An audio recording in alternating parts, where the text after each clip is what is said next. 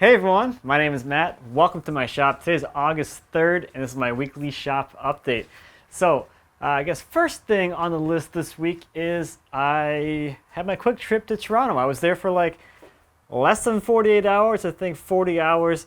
The primary reason I went was for my cousin's wedding, and it was just great to be back there because all my extended family's there, so it was just great to see my aunts, uncles, cousins, my mom's cousins and aunts and uncles and all that stuff. So it was just really cool to see the whole extended family that you only really see when there's weddings or funerals, I guess. So that was nice. While I was there, of course, as I mentioned last week, I also went out to visit Paul for a few hours after I flew in on Friday. I landed, got my rental car, drove out to his place, and I was there for, I think, 3 hours. So it was really awesome. Thank you so much, Paul, for spending time with me, showing me around. We also shot 2 videos while I was there. One that was just kind of like a shop tour like I did last time. His new space is incredible. He's got some really awesome machines, and it's really geared towards his business and to make that stuff super efficient flowing through there. So that was cool to see. And we also did a bit of a lumber kind of walk around tour thing of the sawmills, the lumber stacks, the kiln, and all of that. So that's really cool. Those videos should be out pretty soon. I'm just waiting on some B-roll footage from Paul so I can add those to the videos, and then those will be out. I'm really excited to get those out because it's just super cool. So thanks again, Paul. Paul's a great guy. If you're not already following him on Instagram, and he's got some stuff on his YouTube channel as well. I'll leave you some links. Super awesome guy. In the shop this week, I have been working on the sideboard. Let me show you that. So here is where the sideboard is at this week. This is always a really fun stage of any project when you kind of get the overall assembly together and you get to see what the scale is going to be like. And I'm really liking the way this looks. It's not super deep, and it is like 5 feet long. So it has a kind of petite look to it, which I think is going to look nice, especially with all of most of the doors and drawers are on here. I think it's going to be a really nice piece proportionally. So this week I got all of the rail pieces finished up. So that includes milling them all to final dimension, cutting them all to final length, and then forming all of the tenons on all of the rails that are going to go into all the mortises in the legs that I cut last week. So that gets most of the outside structure of the piece together, or at least for most of the frame and panel stuff. All the frame stuff is here, and I can move on from this point. So the next thing on here is going to be to add the horizontal dividers. So there's going to be a top one that gets dovetailed into the top of the leg, and then we'll have another one in here. It's going to separate the drawer area from the door area, and that's going to get a tenon into both sides of the legs. And that's going to further subdivide this big space into something usable. And there'll be a vertical divider and some more vertical dividers to divide up the drawers. And still a lot of internal stuff to go, but at this point it's kind of taking shape and looking pretty cool.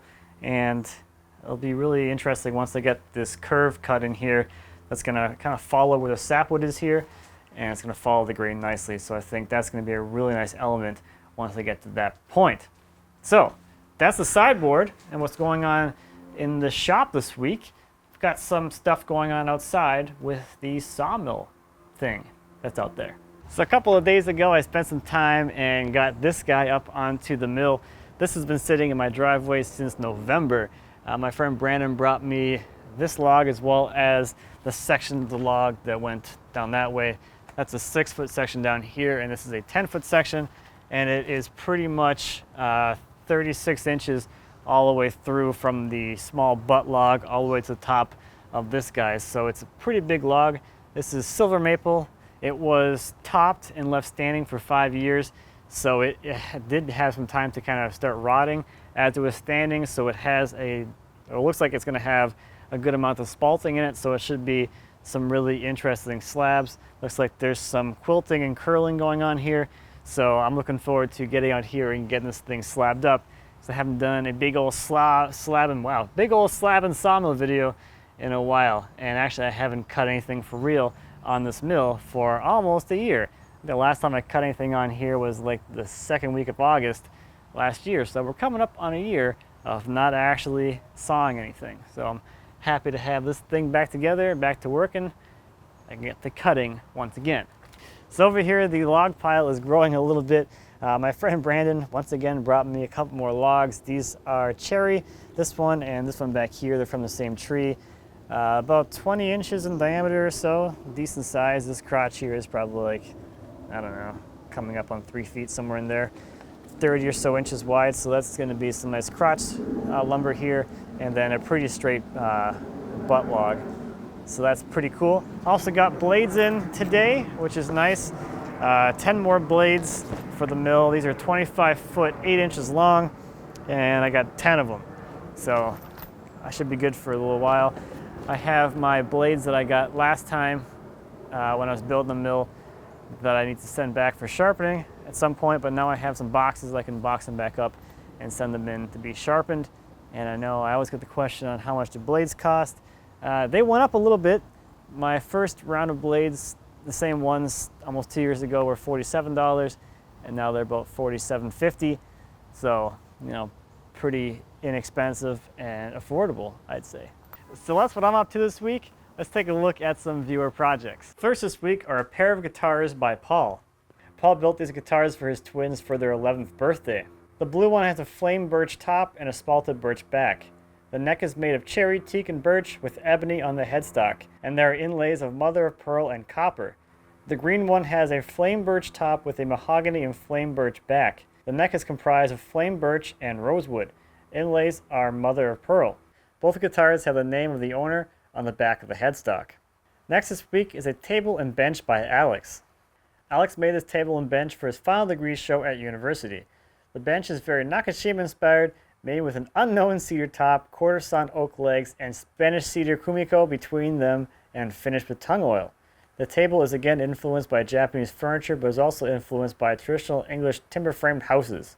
The only power tool used on this project was an orbital sander. Next is an Intarsia plaque by Eric. Eric made this plaque for his school. It's made out of hickory, cherry, walnut, maple, and padauk, and it's 30 inches tall by 25 inches wide. Last this week is a patio cooler by Greg. Greg is making these patio coolers out of upcycled wood from heat-treated pallets. The tops are upcycled cedar that would have gone to the dump. The only new products in these are the coolers themselves and the screws that hold it together. So at the end of the month, I will be at IWF in Atlanta for the entire duration of the show.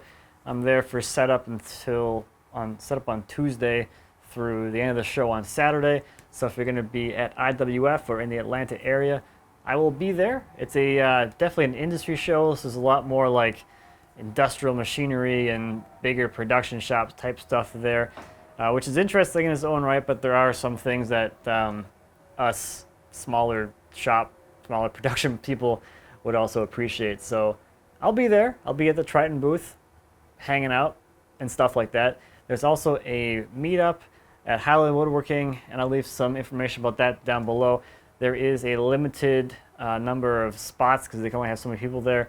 So I have to see if there's any spots left or not, but I'll leave a link and it'll tell you if there's still room to get a ticket to get into the meetup. And then before I go to IWF at the end of the month, I'll be stopping in Texas to visit April. I'll be there for a couple of days over the weekend before IWF, so got that coming up as well. So that should be fun as well. Woo! Another busy week, I guess. So that's about it for me this week. Thank you as always for watching. I greatly appreciate it. If you have any questions or comments about anything I talked about today or anything here in my shop, please feel free to leave me a comment, as well as I'd be happy to answer any questions you might have. And until next time, happy woodworking.